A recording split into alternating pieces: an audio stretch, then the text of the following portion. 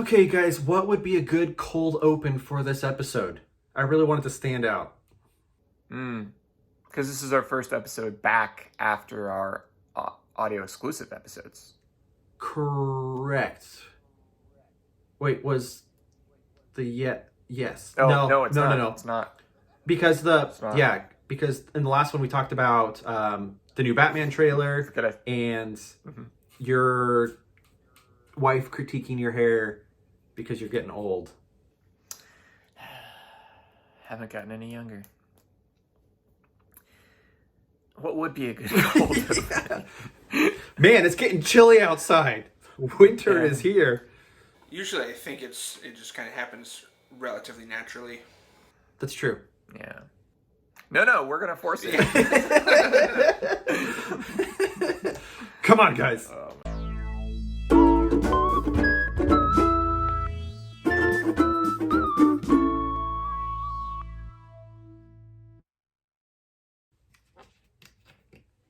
I wonder how many episodes of the podcast I've actually had vitamin water in now. I want to go back and look. I don't know, but you've probably mentioned it in all of them. That's my goal. This is reminiscent of quarantine days. Yeah. Unfortunately. Which is when the podcast started. Fortunately for that one, yeah. Fortunately. Cool. Well, let's go ahead and get started. And if there's a cold open that happens sometime in there, Collin can take it. Throw it in there. Mm-hmm. I'm sure he'll just use one of our awkward pauses. But yeah. Hello. Welcome to the newest episode of Pipe Reel Podcast with Nathan, Collin, and Joey. Today, I am your host because I could not think of a topic in time. Collin and Nathan have the topics today. And we're back to virtual. I do, actually. You do have a topic. Nathan has half a topic from what I've heard. I don't know what it is, but it's half a topic. I definitely thought you were reading off of cue cards just now because you were looking off screen. I was looking at my camera. Your secondary camera. Yeah. Yes, okay. Anyways, Collin, I was going to go with you first. What is your topic for the night?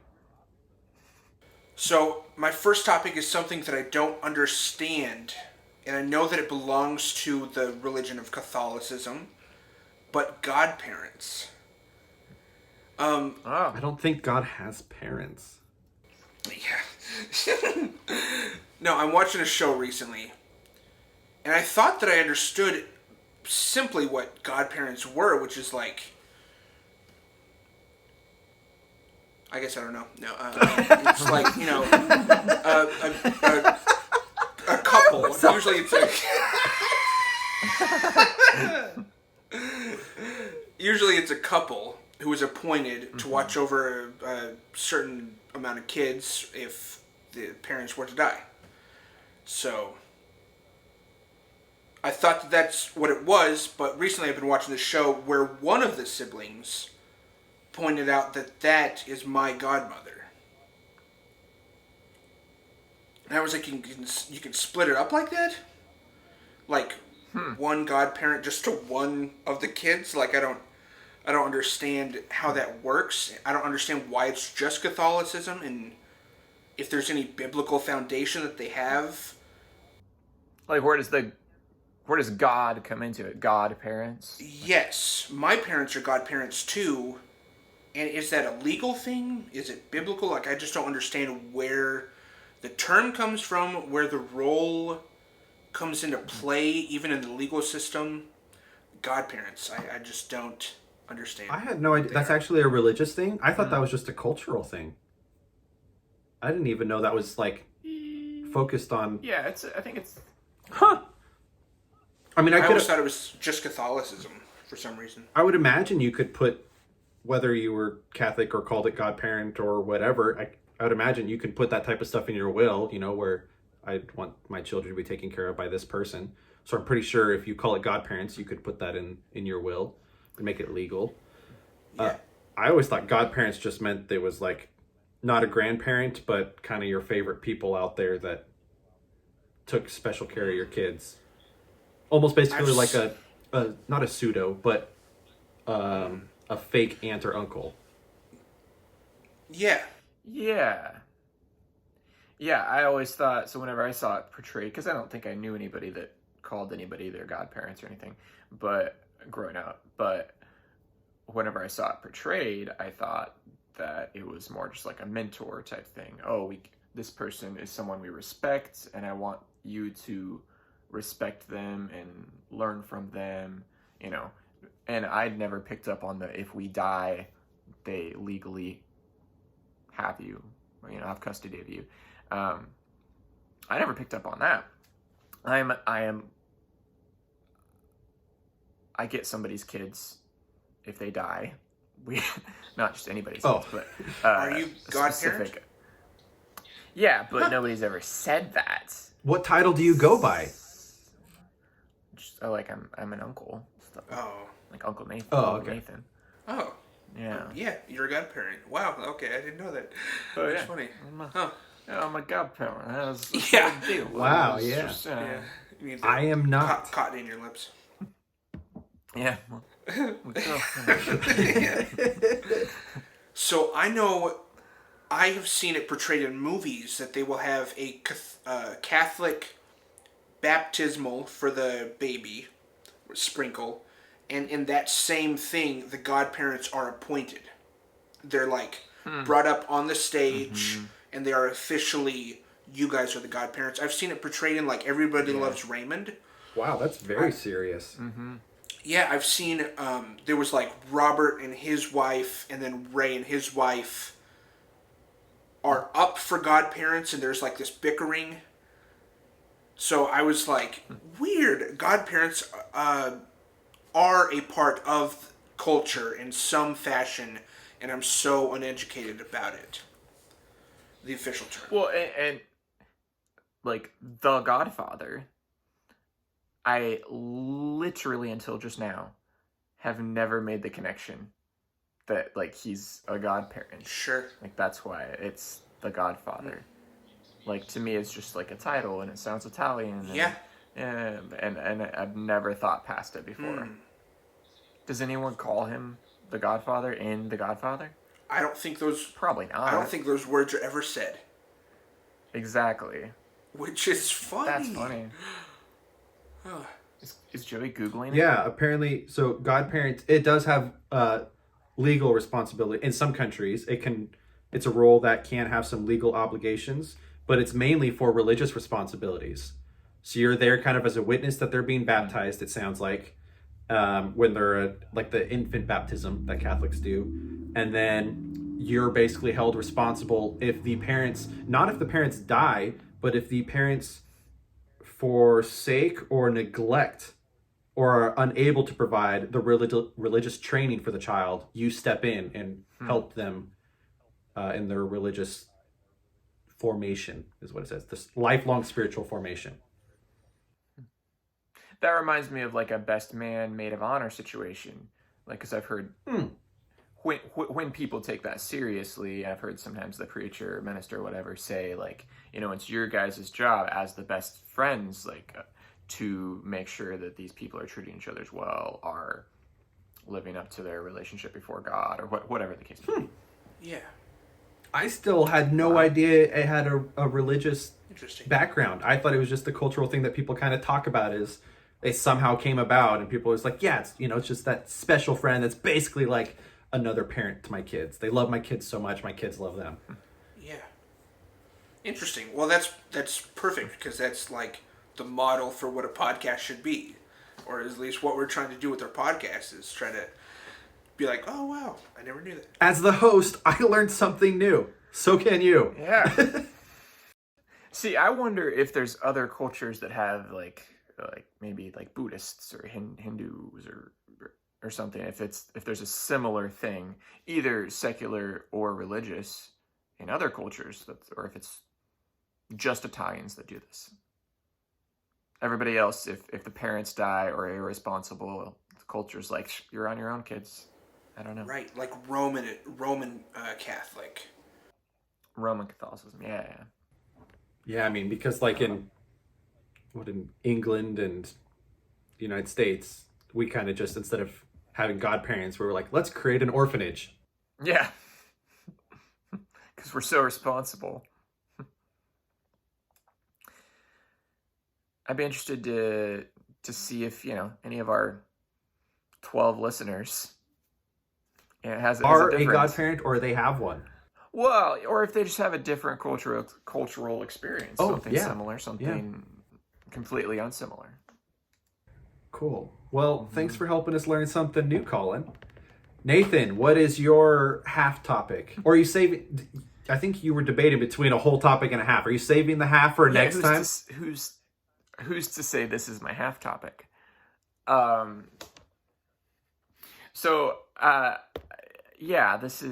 was not what I was thinking of the half topic. I was wondering, so I'm going to set up my little story, and then you guys can be thinking on if you have something that's similar.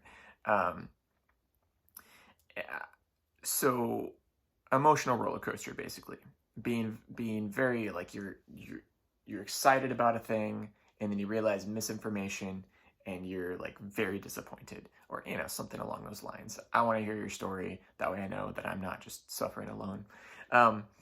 So before the Buzz Lightyear trailer dropped, I was very excited, and I'm a big Toy Story fan. And I don't know if we've talked about this on the podcast, but I was of the age when the movies came out. We all watched Toy Story 3 for my birthday, and we cried. Yes, I did not, but I watched you two cry. Yeah, Nathan and I cried. And you guys had already watched it. Well, we don't need to bring that up, Collin. Gosh. I don't remember. It wasn't like full on crying. It was more just a tear down. I don't think I watched it. Yeah, it was for my birthday. It may not have been the first time you watched it, because it wasn't the first time I watched it. But we watched it upstairs, and you and I just, we shed a little tear. Yeah. I still have a visual of looking to my left and seeing Nathan crying. Yeah. Anyways, sorry to take over your story. No, Go ahead. You're lifelong. Now I'm extra embarrassed. You're a lifelong Toy Story fan. Nathan, don't worry. We'll cut out this part. Well, yeah, and I went to college around the same time Andy went to college. I had all the toys. I was basically Andy. It's an emotional thing for me. Toy Story 2 doesn't have really any bearing on me, except that I like Paul Giamatti. But it has to be said. I like the chicken man. So, anyway, Buzz Lightyear. I hear that Chris Pine is going to voice Buzz Lightyear, and I go, interesting. And then I go, this is perfect. This is full circle. You know why? Because Chris Pine plays Captain Kirk. All right. Tim Allen plays a caricature of Captain Kirk in Galaxy Quest. And Tim Allen voices Buzz Lightyear. Chris Pine now voices Buzz Lightyear. And I was like, that's perfect. You've got this Galaxy Quest, Star Trek, spaceman vibe. It's perfect. And I like Chris Pine. I pictured him kind of doing the serious thing like Buzz does. And I was like, that is perfect. And then I see the trailer drop, and I'm getting strong, what's that Mars movie with Matt Damon? Potatoes and Martian. Potatoes. Martian vibes. It looks good. I'm probably going to watch it. And then it's like starring Chris Evans, and my world just shatters. I was like, Chris Evans has no right to be Buzz Lightyear. Who does he think he is? And it's such a missed opportunity. I'm so sad now. I could see Pine's voice fitting more than Evans, even though they're kind of the same register. Yeah. Interesting. I was, for some reason, taken aback by it not being Tim Allen, and then I was like, oh, it's not the toy. Mm-hmm. That makes sense. Yeah, it's... I don't know that I'm going to have much excitement for the Buzz Lightyear movie. I'm sure I'll probably watch it at some point. I didn't see Toy Story 4, so I'm like, I haven't completed. I felt Toy Story 3 was like my perfect end to it. It was like end game for me, and then everything after that is like, I don't know that I can do that, but take it or leave it. Yeah, it's a whole new. 4 was good. What was? Toy Story 4. Oh, okay. It was good. I don't think it was Toy Story 3 or Toy Story 1 good, but it was as good as maybe Toy Story 2. Interesting. Yeah. It felt like they kind of, because the third one did end it pretty nicely. It felt like they kind of tried to jumpstart it again to get a story out, and then ended it again with a bunch of closure. So it felt like the exact, like they already had that type of ending in the third one. It felt like they didn't need to do it again in the fourth. Yeah. But yeah, like it was still good. It's still Pixar. I remember growing up with the first two, but always loving the second one more. Oh, really? More happens, better quality. I like the characters. When I strongly dislike the bad guy for what he does in that, I'm emotionally invested into it. Mm-hmm. I think, as a kid, Toy Story 2 was really good. Zurg, Yeah. I remember never really liking Jessie. Sure. Thinking she's really annoying, but yeah. What's the Proctor or what's the... Oh yeah, the gold mining guy. Yes. I know who you're talking about. Who? Prospector. Who plays his voice? It's a really famous person. I think it's funny that Paul Giamatti looks like Paul Giamatti. Who does he play in that? He plays the store owner. Like he owns. Oh, the guy in the chicken outfit. Store. Yeah, and he's like a fat bald guy. No, that's not Paul Giamatti. No, you know who it is? Google it's this guy. Google it, Joey. Hello, Jerry. It's Newman. It's Newman. Yeah. Newman. Yeah. Disappointment again. Yeah. Opportunity missed. He's like, at least tell me it was really Chris Pine. Come on. Though. It's gotta at least be was, Chris and Pine. I think he would have been a phenomenal fit as that character too. But no, I can hear his voice. It's deep and smoky as opposed to Giamatti's like sharp voice, sharp and. Oh my gosh. Stinky Pete, by the way, was the prospector. Oh, gotcha. Stinky Pete, played by Kelsey Grammer. Kelsey Grammer. And I think it was Al. Kelsey Grammer. I think the store owner was Al McWiggin, and he was played by Wayne Knight. Is Wayne Knight? Yeah. Yeah. Seinfeld, Jurassic Park. Jurassic Park. Yeah. Space Jam. I sent you that thing, right? There we of go. all the movie references that Seinfeld includes. Yeah. In Seinfeld, but they literally recreated a lot of scenes from movies Newman had been in, Yeah. using Newman. Yeah. Basic Instinct. Yeah, Or, no. and Jurassic. Fatal Attraction. That's what it is. Yeah. So, Nathan, what was your question again that we're supposed to answer? Has anybody had like a letdown like that? Like you're expecting one thing, you get the other thing. You're kind of on the spot, I realize. Yeah. I mean, I two come to mind instantly. One of them is a movie one, which you already did, so I'll try and go with the other one first. But it's not that funny. It's more that we were trying to figure out my back pain, and my doctor was pretty sure what it was going to be. So we decided to try and have a kid because we're like, okay, it's not a life-threatening thing. We're good. And then the biopsy comes back. It's like, actually, it's not what your doctor was thinking. It's this incurable disease, and it has nothing to do with pain. So we still don't know what the pain is, but also we have to start monitoring this disease for the rest of your life. That was a pretty big letdown. Yeah. So Chris Pine. I felt similar. I felt the same as you. It's like Chris Evans. You don't find that one funny, Joey? What? Yeah.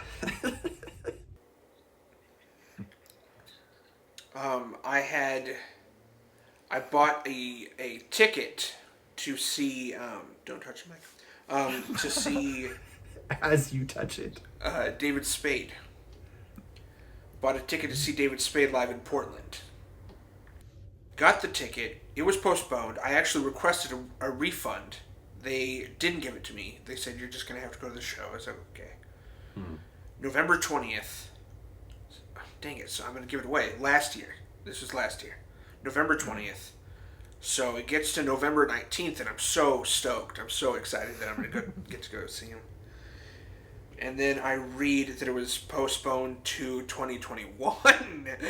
So, November 20th, in a couple weeks, I'm actually going to get to see him. So I've had to wait 18 months Wow. to see this guy. And I mean, I was planning my trip. I was like, tomorrow I'm going to leave at this time, do this and all that. And then it's like a year out. And I just thought it would never come, and it finally has. Cool. Well, anything else before I wrap up my episode? I think so. Okay. Thank you all for watching. Good night. Good night.